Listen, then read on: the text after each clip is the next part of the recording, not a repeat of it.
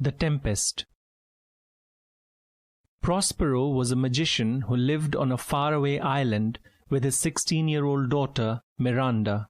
Prospero was so powerful that he was able to command the spirits of the island to obey him. The chief of the spirits was named Ariel, a mischievous spirit who was nevertheless devoted to Prospero. One day, Prospero raised a fearful storm by means of his magic power. He took his daughter to the beach to watch a ship struggling against the wind and waves. Horrified to learn that there were human beings aboard the ship, Miranda begged her father to save them. Prospero assured her that no harm would befall them and told Miranda their history and the reason for raising the storm. They had been living on the island for 12 years, but before that, Prospero had been the Duke of Milan. His evil brother, Antonio, with the help of the King of Naples, had usurped his throne and mercilessly pushed him out of the kingdom. It was Gonzalo, a kind old man, who had saved them from perishing.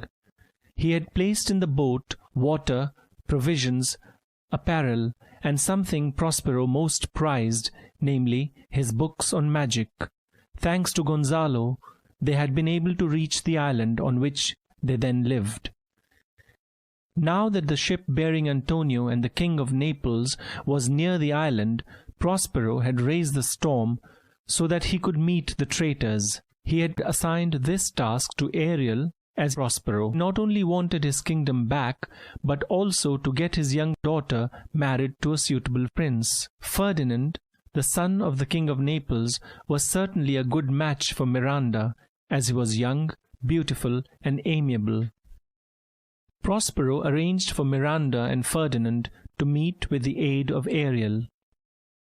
Ferdinand and Miranda fell in love with each other at first sight.